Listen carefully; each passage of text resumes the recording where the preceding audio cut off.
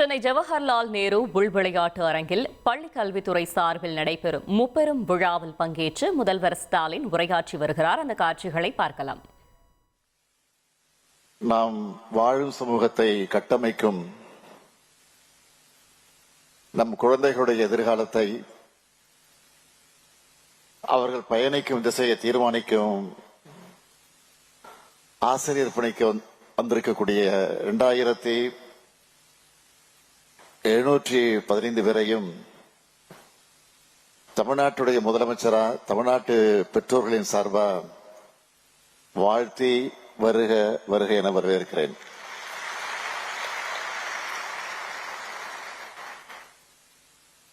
ஆசிரியர் பெருமக்களுக்கான நுழைவு நிலை பயிற்சி தொடக்க விழா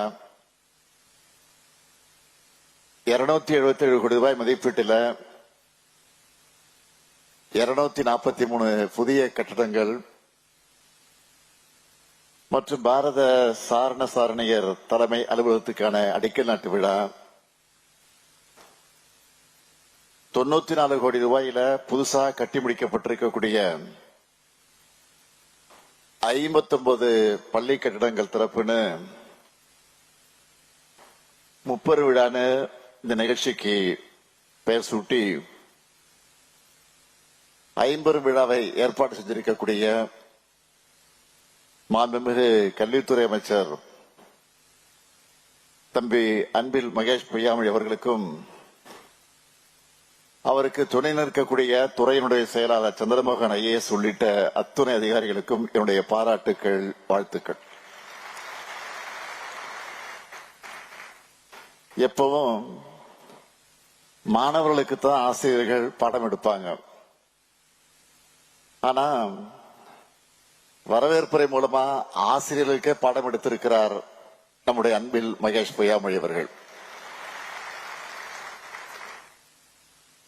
என்னை பொறுத்தவரை முதலமைச்சர் என்பதால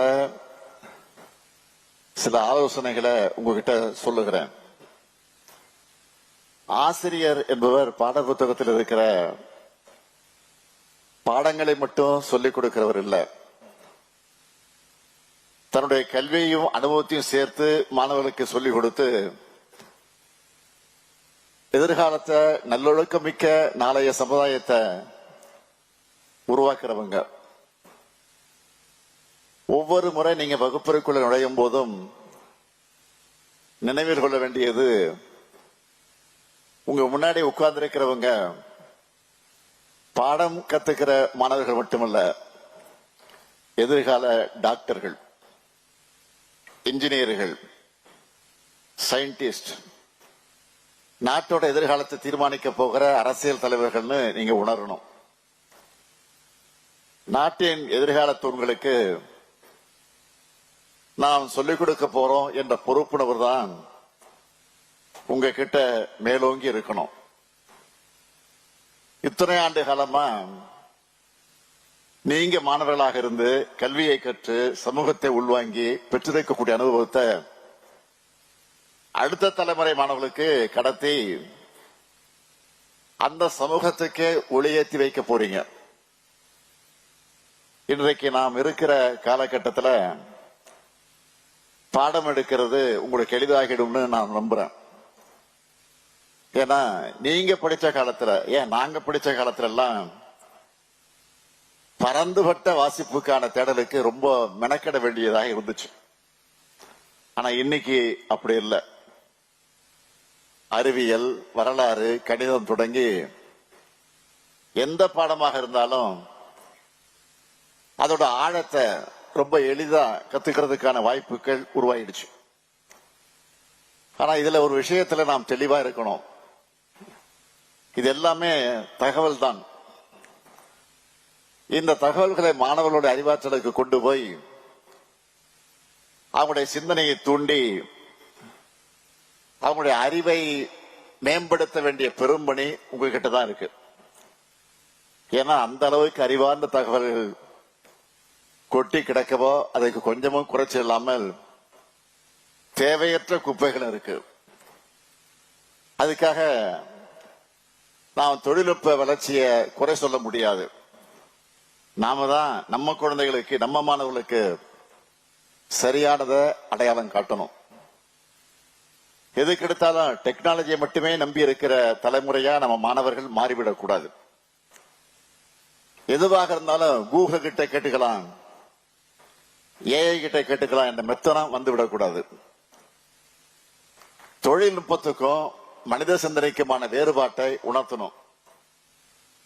அறத்தின் வலிமையும் நேர்மையின் தேவையும் மாணவர்களுக்கு நீங்க தான் கத்துக் கொடுக்கணும்.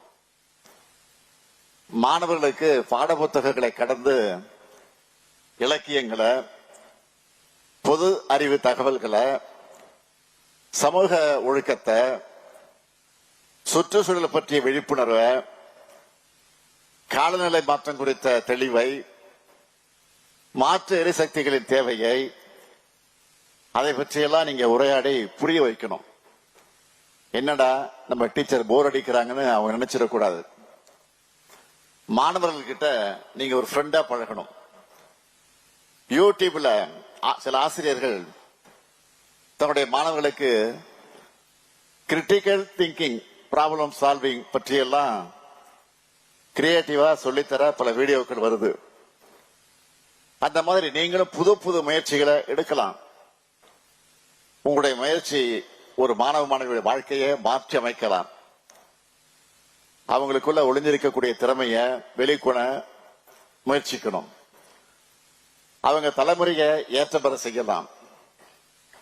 இதுக்கெல்லாம் காரணம் எங்க சயின்ஸ் சார், மேத்ஸ் டீச்சர், பிடி சார்னு அவங்க சொல்றதுதான் உங்களுக்கான பெரிய அவார்ட்.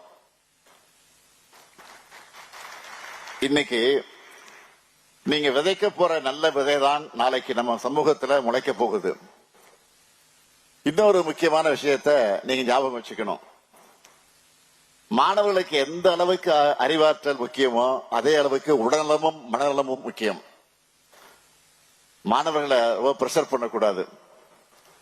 நாம அன்பா பக்குவமா சொன்னா பசங்க நிச்சயம் புரிஞ்சுக்குவாங்க. சில குழந்தைகள் யாருக்கிட்டையும் பேசாம அமைதியா இருப்பாங்க. சிலர் கலகலன்னு பேசுவாங்க. சிலர் படிச்ச குடும்பங்கள் இருந்து வந்திருப்பாங்க. சிலருடைய குடும்பங்கள் இப்போதான் கல்வி கற்க தொடங்கி இருப்பாங்க. எல்லோரும் வீட்டிலையும் ஒரே சூழல் இருக்கும்னு அவசியம் இல்லை. அதனால எல்லோரையும் ஒரே அளவுகளோட முன் முடிவோட அணுகக்கூடாது. அவங்களுடைய குடும்ப சூழல் என்ன, அவங்க சமூகத்தில் எதிர்கொள்ளக்கூடிய பிரச்சனை என்னன்னு கவனிச்சு அவங்களை வளர்த்து வைக்க வேண்டியது உங்க பொறுப்பு. ஏன்னா நீங்க தான் அந்த குழந்தைகளுக்கான 2வது பெற்றோர். இன்னும் சொல்லணும்னா இன்னைக்கு இருக்கக்கூடிய சூழல்ல பேரண்ட்ஸை விட டீச்சர் தான் பிள்ளைங்க கூட அதிக தான் இருக்கீங்க. நம்ம திராவிட மாடல் ஆட்சி அமைந்த பிறகு தமிழ்நாட்டு கல்வி சூழல்ல மிகப்பெரிய மாற்றங்களை கொண்டு வந்திருக்கிறோம். இன்னைக்கு நம்ம அரசு பள்ளி மாணவர்கள் நம் பெருமையின் அடையாளமா உயர்ந்து வராங்க. பள்ளிகளோட உட்கட்டமைப்பும் தரமும் உயர்ந்திருக்கு. அவங்களுக்கு சமூக அறிவும் உலக அறிமுகமும் கிடைக்கணும்னு வெளிநாடுகளுக்கு டூர் அழைச்சிக்கிட்டு போறோம். அரசு மற்றும் அரசு உதவி பெறக்கூடிய பள்ளி மாணவருடைய உயர்கல்வி பொருளாதார சூழல் காரணமா தடைபடக்கூடாதுன்னு புதுமை பெண், தமிழ் புதல் திட்டங்கள் அறிமுகப்படுத்தி இருக்கிறோம். இது எல்லாத்துக்கும் மேல அறிவு பசியோட பள்ளிக்கு வரக்கூடிய மாணவர்கள் பசியோடு இருக்கக்கூடாதுன்னு சூடான சுவையான சத்துணவை காலை உணவாக வழங்குகிறோம். ஆசிரியர்களும் தங்களை அப்கிரேட் பண்ணிக்கிறதுக்கான அத்தனை வாய்ப்புகளும் உருவாக்கி தரும். இதையெல்லாம் பயன்படுத்தி மாணவர்களை வளர்த்தெடுக்க வாங்கன்னு அன்போடு அழைக்கிறேன். கல்வி தொடர்பா நீங்க செய்ய போற பணிகளை தாண்டி மாணவர்களுக்கு சாதிய உணர்வு, பாலின பாகுபாடு போன்ற பிற்போக்கு தரங்கள் தலையெடுக்காம நீங்க தான் பார்த்துக்கணும்.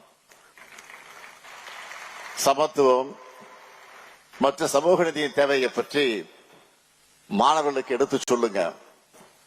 மாணவர்களுக்கு நல்ல ரோல் மாடல்களை அறிமுகப்படுத்துங்க. நீங்களே ஒரு ரோல் மாடலா இருங்க. சிவிக் சென்ஸை கத்துக் கொடுங்க. மாணவர்கிட்ட அடிக்கடி மனசு விட்டு பேசுங்க. நூலகங்களையும் வாசிப்பு பழக்கத்தையும் அறிமுகப்படுத்துங்க. அதுக்கு நீங்க முதல்ல படிச்சுக்கிட்டே இருக்கணும்.